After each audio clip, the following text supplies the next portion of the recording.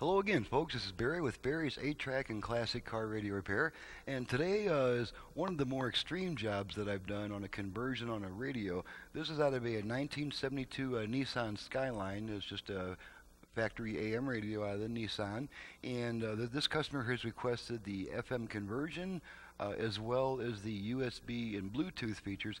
And the radio's cabinet basically is all tuner. There's really no room inside to put anything, so I had to make this little extension on the cabinet to give us enough room to put everything. This is the input for the external Bluetooth mic. It also has a built-in Bluetooth microphone.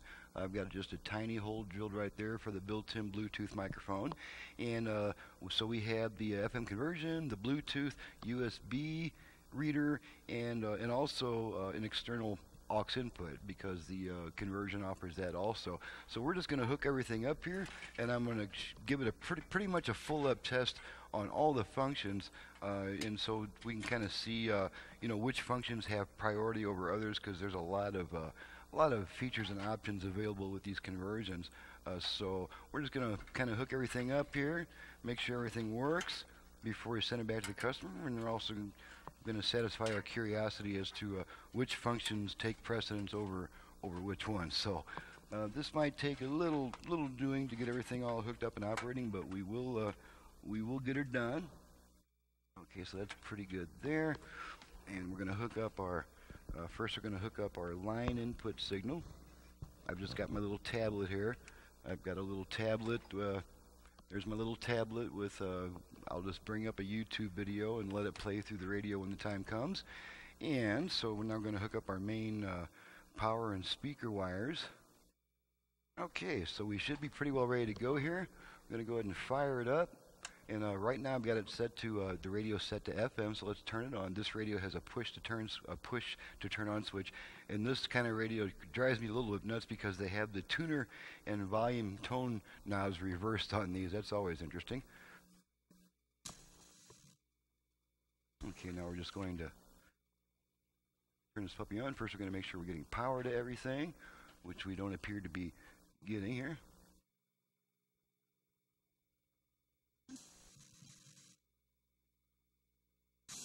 There we are.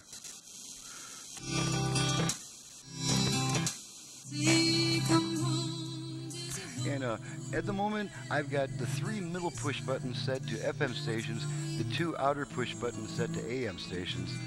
So we'll just go ahead, and I'm going to go ahead and I'm going to replug this line input. Okay, so that'll be ready to go when we're ready to play something through there. So we're just going to run through the station presets real quick. Okay, so we have the 3 middle push buttons set to FM. So we'll just go through those real quick.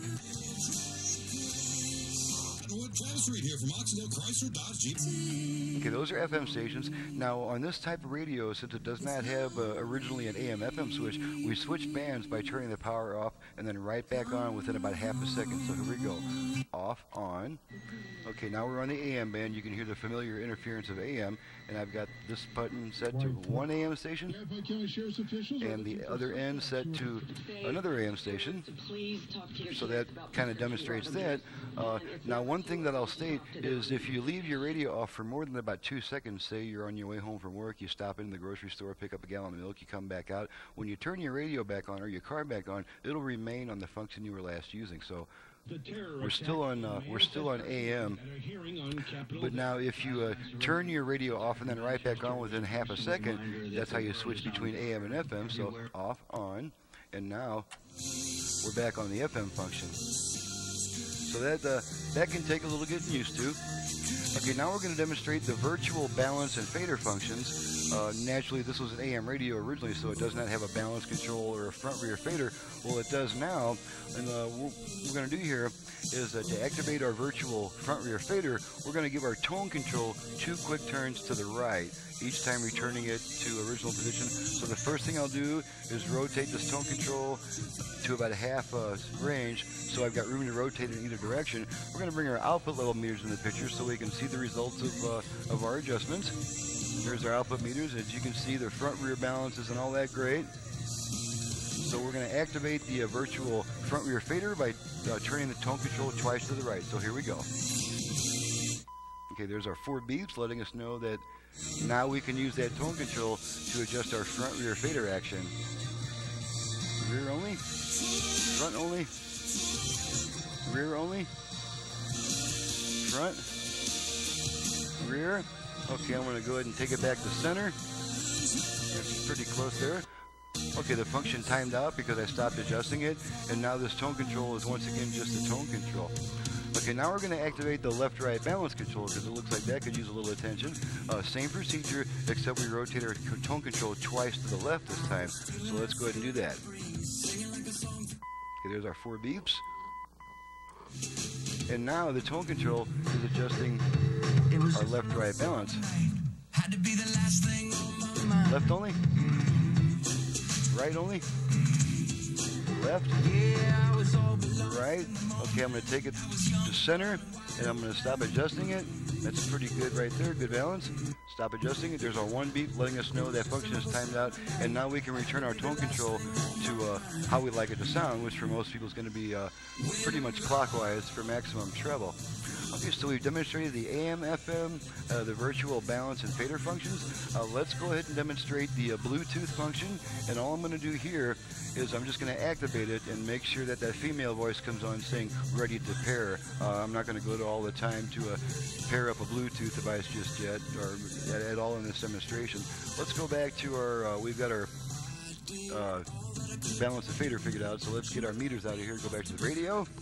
Okay, I'm just going to, we activate the Bluetooth function by giving the volume control this time 2 quick turns clockwise. So here we go.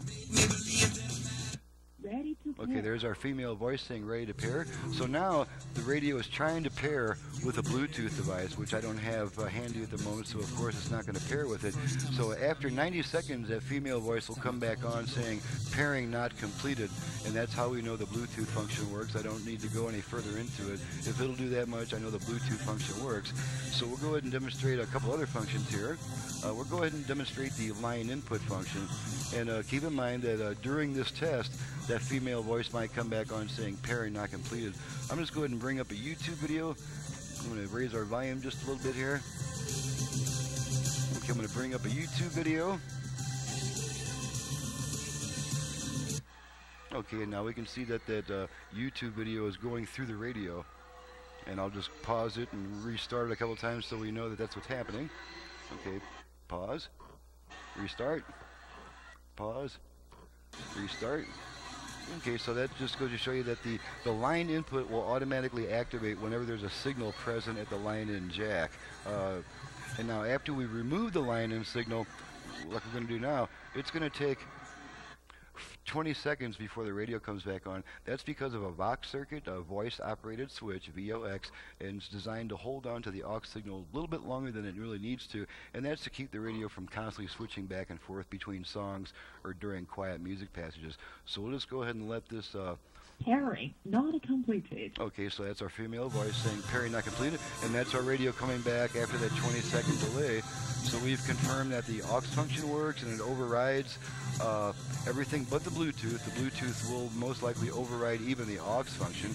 And now we're going to test the USB reader. And to do that, I'm just going to plug my radio commercial into the USB port real quick and make sure it starts playing. So here we are.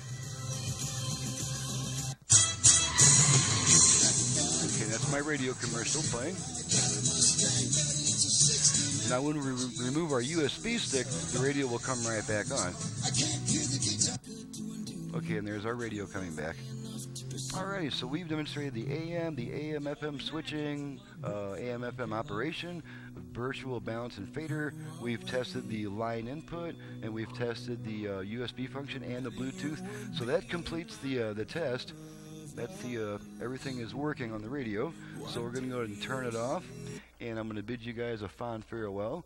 This is Barry with Barry's 8-Track and Classic Car Radio Repair. If you have an 8-track player either for home or for car use in need of service, you can reach me directly at 928-533-9666, and I've just demonstrated what I can do to an original factory AM car radio. We can add a whole bunch of cool stuff to it, not to mention that we can just seriously increase the output power from the 3 or 4 watts it once had to a total of 180 watts peak power, which is actually 90 watts RMS. That's almost as powerful as a Marshall stage guitar amplifier. So that's a pretty goodly amount of power we can add to it.